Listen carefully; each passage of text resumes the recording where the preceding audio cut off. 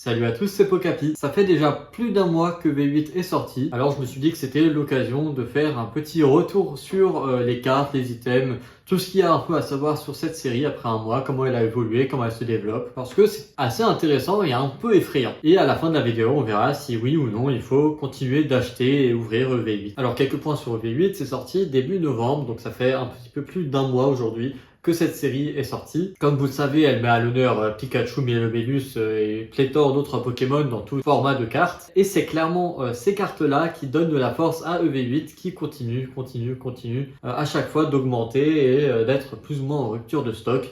Hormis pour les stocks du coup qui sont les plus chers. Donc on va regarder un petit peu le prix des cartes, notamment le Pikachu. Le Pikachu donc qu'on retrouve entre 450 et 500 euros. On peut le retrouver pour plus de 500 euros aussi, 550, etc.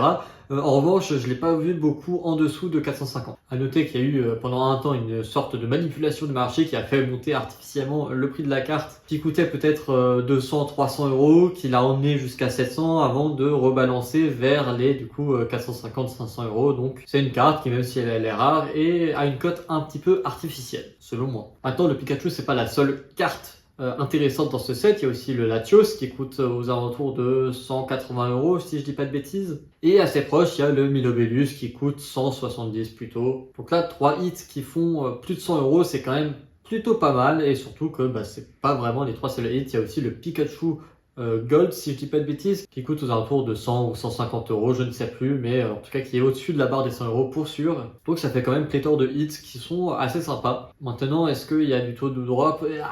C'est là que c'est plus compliqué. J'ai regardé pas mal d'ouvertures et j'ai jamais vu le Pikachu tomber en live. Alors j'ai bien vu quelques personnes qui l'avaient eu, qui l'avaient droppé sur des groupes Facebook, Instagram, etc. Mais je l'ai jamais vu de mes yeux. Donc j'ignore si elle tombe si souvent que ça. En tout cas, c'est aussi pour ça que c'est une carte chère. Hein. C'est que, à mon avis, il y a énormément de personnes qui la cherchent et il n'y a pas tant de personnes qui la drop et peut-être encore moins même qui sont prêts à s'en séparer. Admettons, moi, c'est pas du tout une carte que je trouve très belle ou indispensable à ma collection. Je la trouve, mis à part le fait que ce soit Pikachu et que du coup, forcément, il y a une valeur ajoutée à la carte qui fait que elle est sympathique à voir, etc. Je vois pas forcément grand chose de plus comme valeur ajoutée à cette carte, hormis le fait qu'elle soit rare et qu'elle soit de Pikachu. Par exemple, je préfère largement le Mielobellus qui a une mise en scène, une scénographie beaucoup plus élaborée.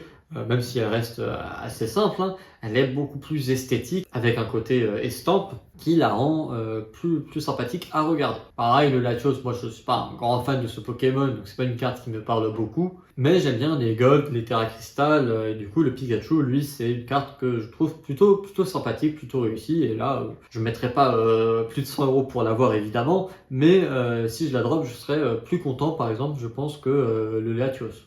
Et pareil, il y a aussi d'autres hits dans la série, comme le Trioxydre ou le Noix de Coco, si j'ai pas de bêtises, ou Noix de Coco d'Alola. Ce sont des cartes que je préfère aussi par rapport au Latios et qui sont un peu plus bon marché, même si elles cotent quand même dans les 50-70 euros. C'est un bon prix hein, pour une carte Pokémon.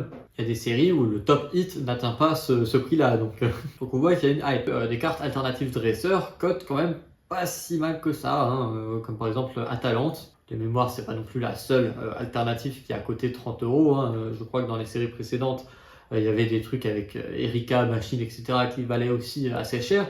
Mais ça veut dire quand même que c'est une série qui est plutôt appréciée. Dans la même veine, il y a un Pikachu Full Art qui cote dans les 40 euros. Il y a le Latias AR qui coûte aussi dans les 40 euros. Il y a la carte de Fermite qui est pas la plus belle, hormis si vous en avez 3, mais si vous avez 3 Fermite, vous êtes vraiment dégoûté sur la même série, qui coûte même, mais qui tout de même coûte aussi dans les 35 euros, peut-être 40, mais qui coûte aussi dans les 30 ou 40 euros. Et je crois que c'est à peu près tout ce qu'il y a comme hit qui cote énormément d'argent, peut-être d'autres gold qui cotent 20-30 euros.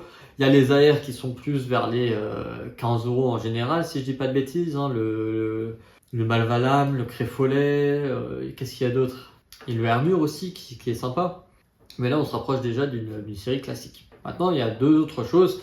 Le Pikachu qui coûte plus cher qu'une Full Art, le Pikachu X classique qui coûte plus cher que les Full Art, que je crois toutes les Full Art de la série. Et en fait c'est là qu'il y a problème, parce que depuis le début, je vous parle de hits qui coûtent 150, 400 euros pour le Pikachu, mais faut dire la vérité, c'est des hits qui tombent jamais, peut-être une fois toutes les 6 displays, 10 displays, donc en fait vous allez devoir dépenser un bras pour avoir une chance de tomber une carte alternative, et si vous tombez une carte alternative, vous n'êtes pas sûr d'avoir un Pikachu ou un Mélomélus, vous pouvez aussi avoir une carte dresseur alternative pas si incroyable que ça, ou je sais pas, un Trioxydre, c'est un bon hit, hein, ou Pondralugon, voilà, je sais qu'il y a beaucoup de personnes qui n'aiment pas cette carte alternative, que moi j'aime bien pour le coup, de Pondralugon. C'est vrai que même si vous tombez sur un jackpot de cette série, qui sont déjà rares en soi, intrinsèquement, et ben vous n'avez pas forcément le jackpot du jackpot, qui est la même chose partout. Mais on va dire que,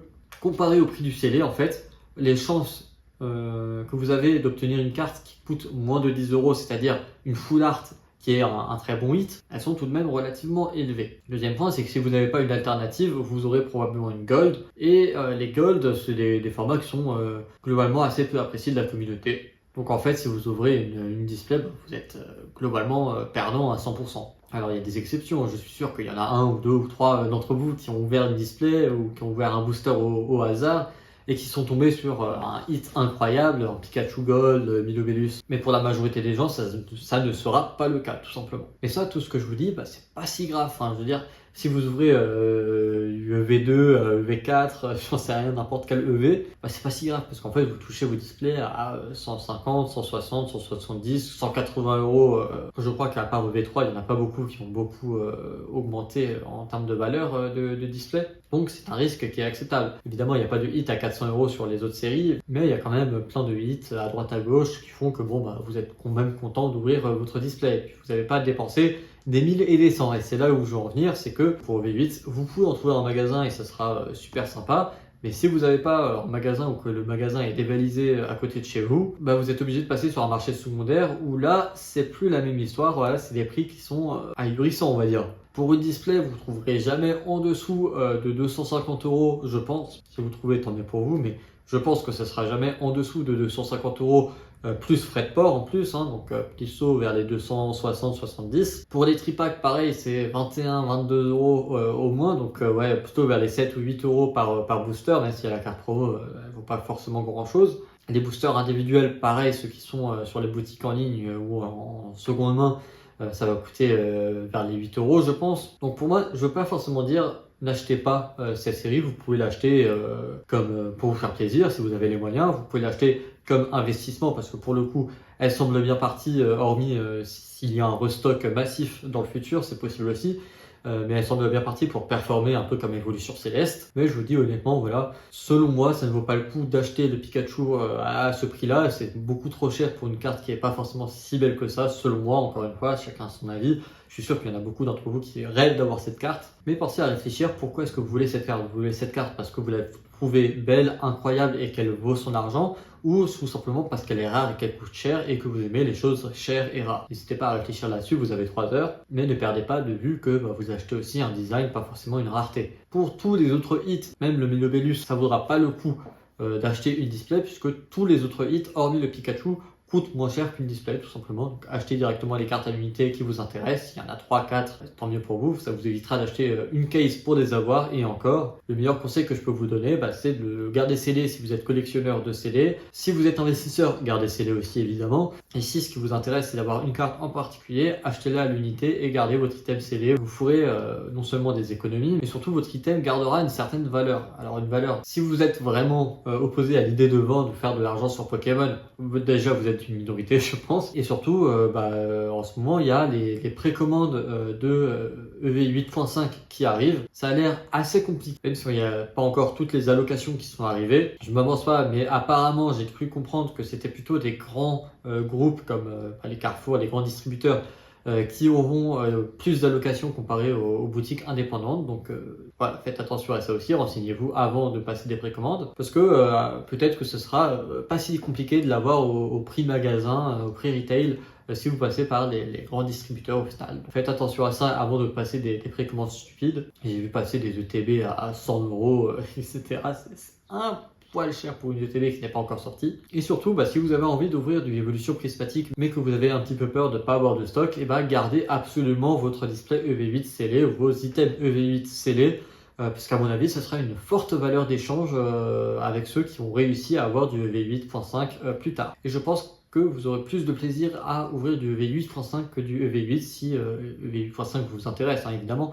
Mais si vous avez envie d'avoir le Noctai ou une évolution ou n'importe quelle autre carte avec, j'imagine qu'il y aura un bon taux de drop dans les séries .5, un peu style Zenith Supreme, etc.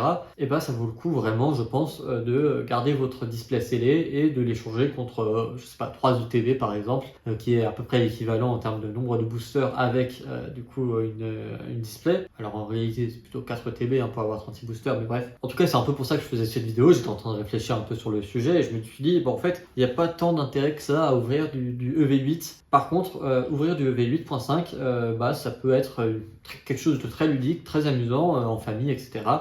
Et du coup, gardez en fait votre display scellé pour l'échanger plus tard. Voilà, moi c'est ce que j'aurais fait, parce qu'à mon avis, il y a très peu d'intérêt en fait à ouvrir une display scellé à ce prix. Vous allez forcément perdre de l'argent sur le long terme en tout cas. Donc dites-moi ce que vous en pensez, si vous êtes d'accord ou pas avec moi, si vous avez quand même envie d'ouvrir ces displays ou pas. Ça m'intéresse aussi d'avoir des retours des gens réels sur des séries. Si vous avez du V8, est-ce que vous avez envie de l'ouvrir ou non pour essayer d'avoir cette carte? Est-ce que vous pensez que le Pikachu est surcoté, sous-coté? Défendez vos points, voilà, parce que moi je l'ai un peu descendu, mais peut-être que vous l'adorez, donc j'aimerais aussi savoir pourquoi est-ce que vous l'adorez. Et dites-moi par rapport à EV8.5, comment vous vous situez? Est-ce que vous avez envie de passer des précommandes? Est-ce que vous attendrez? Est-ce que vous avez envie d'ouvrir en masse ou pas? Je lis à chaque fois tous vos commentaires et je réponds à tous vos commentaires, donc n'hésitez pas à donner votre avis, n'hésitez pas à vous abonner et à mettre un like sous cette vidéo. Et nous on se retrouve pour une prochaine vidéo, à bientôt!